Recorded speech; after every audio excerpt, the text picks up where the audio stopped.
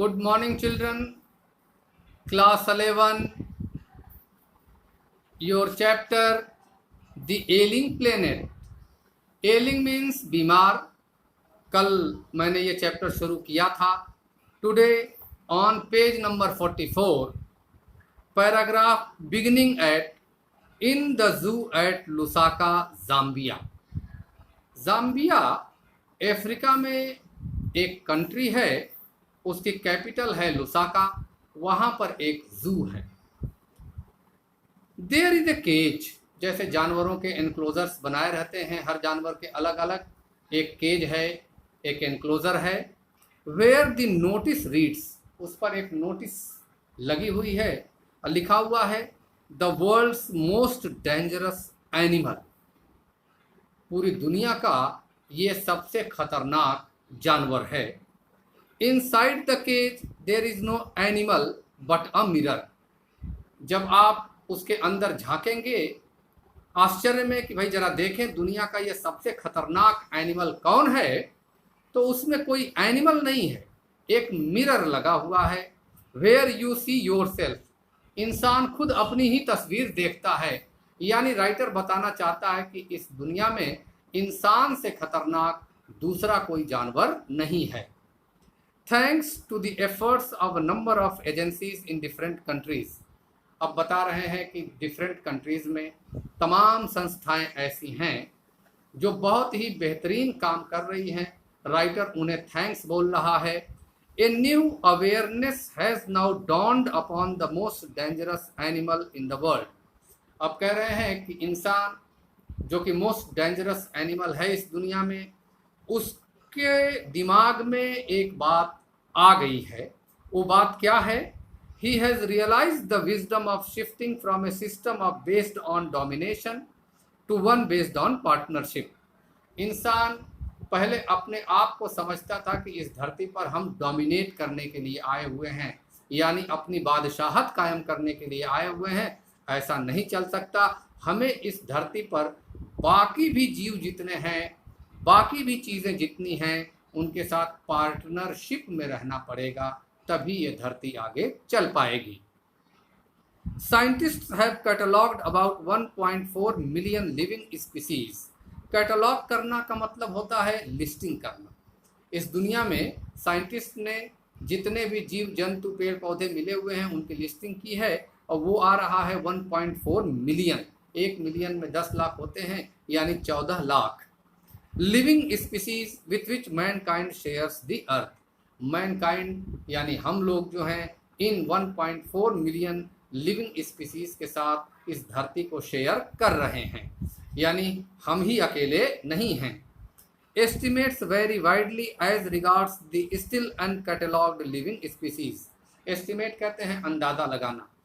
1.4 million जो species हैं ये तो कैटलॉगिंग हो चुकी है, हम जान चुके हैं, पहचान चुके हैं. एस्टिमेट वेरी करते हैं कि अभी कितने अनजाने हैं जिनकी कैटलॉगिंग नहीं हुई है, जिन्हें हम जानते नहीं हैं, जिन्हें हमने देखा नहीं है, जिनके बारे में हमने सुना नहीं है. बायोलॉजिस्ट रेकन करना मीन्स मान करके चलना.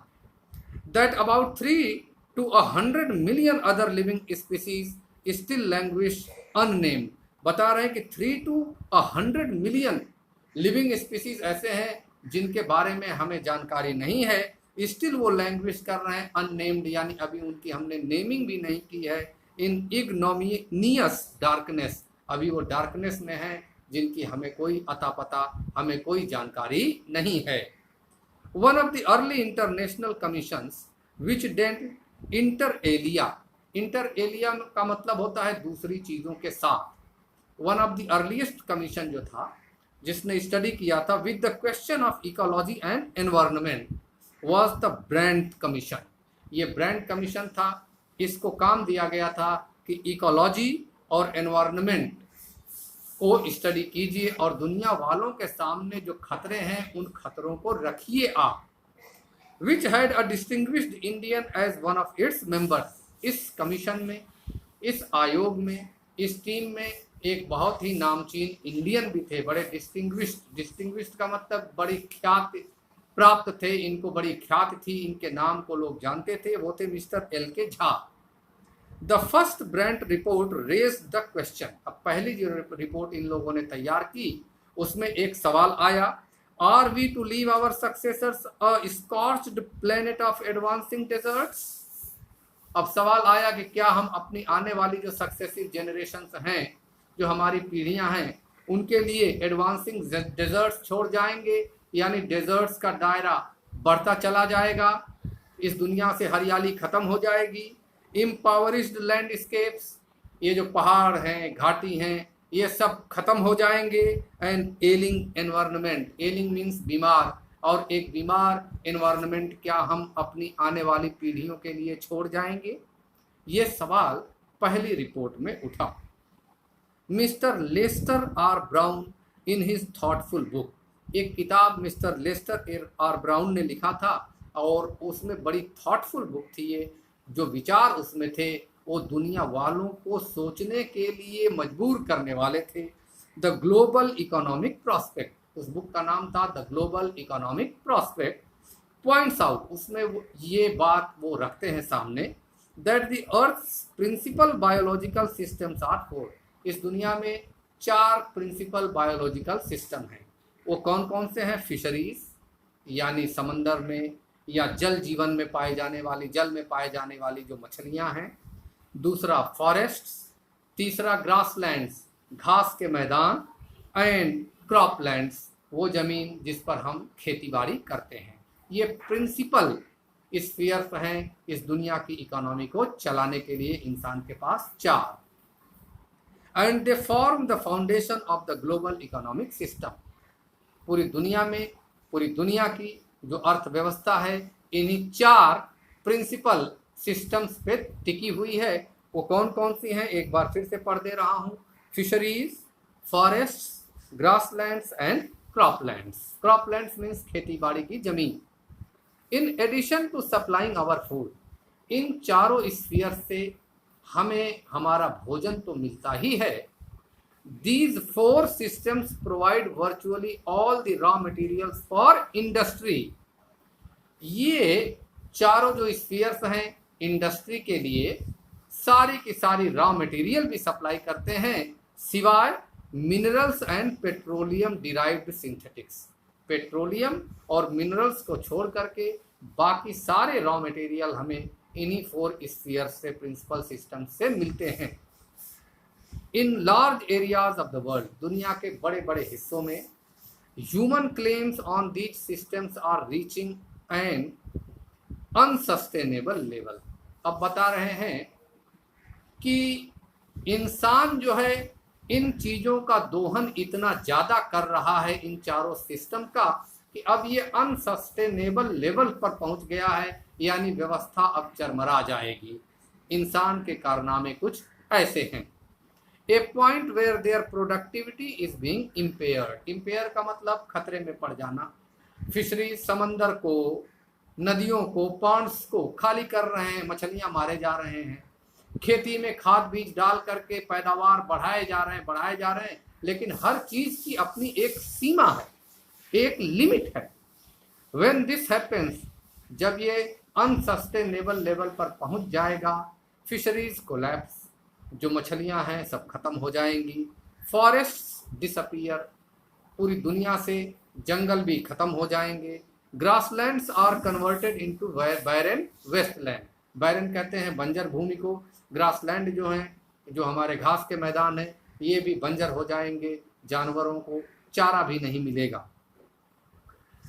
And croplands deteriorate. डेटेरियोरेट का मतलब होता है कंडीशन बद से बदतर होते चले जाना। ये कंडीशन हो जाएगी क्रॉपलैंड्स की, यानी जहाँ से हमें अनाज मिलता है। In a protein conscious and protein hungry world, पूरी दुनिया जो है प्रोटीन खाने की दीवानी है। Over fishing is common every day, हम मछलियाँ जरूरत से ज़्यादा मार रहे हैं। इन पुअर कंट्रीज, जो गरीब देश हैं, local forests are being decimated in order to procure firewood for cooking. गरीब देशों में जो फॉरेस्ट्स हैं, वहाँ पर गैस का सिलेंडर खरीदने का पैसा नहीं है उनके पास, दूसरा अल्टरनेट सोर्स आग जलाने का है नहीं, तो फॉरेस्ट्स को ख़त्म किए जा रहे हैं। फॉरेस्ट वहाँ से धीरे धीरे ख़त्म हो रहे हैं। इन सम प्लेसेस कुछ जगहों पर firewood has become so expensive, बता रहे हैं कि जलावन की जो लकड़ी है, चूल्हे के अंदर जो लकड़ी जाती है वो इतनी महंगी हो गई है that what goes under the pot now cost more than what goes inside it, कि पॉट में ऊपर जो हम खाने का सामान रख करके बनाते हैं उसका दाम कम है, फायरवुड का दाम यानी लकड़ियों का दाम ज़्यादा है। ये कितनी बड़ी विडंबना है। आप सोच सकते हैं कि खाने का दाम सस्ता, खाना बनाने के लिए जो मटेरियल लग रहा है यानी फायरवुड लग रहा है वो महंगा है। Since the tropical forest is in the words of doctor Myers हैं, बहुत बड़े इकोलॉजिस्ट हैं, उनके शब्दों में बता रहे हैं कि जो ट्रॉपिकल फॉरेस्ट हैं, जो आपको ज्योग्राफी में पढ़ाया गया होगा, ये बहुत ही घने वन होते हैं। The power house of evolution, इसे ये पावर हाउस ऑफ इवोल्यूशन कहते हैं, यानी उत्पत्ति यहीं से हुई और चीज़ें आगे बढ़ी यहीं से। Several species of life face extinction, वहाँ पर तमाम ऐसी स्पीसीज हैं लाइफ की जो अब एक्सटिंक्शन की कगार पर पहुँच गई हैं as a result of its destruction, इनके डिस्ट्रक्शन की वजह से। तो thank you children, this is your today's lesson, tomorrow I will continue it again. Thank you very much.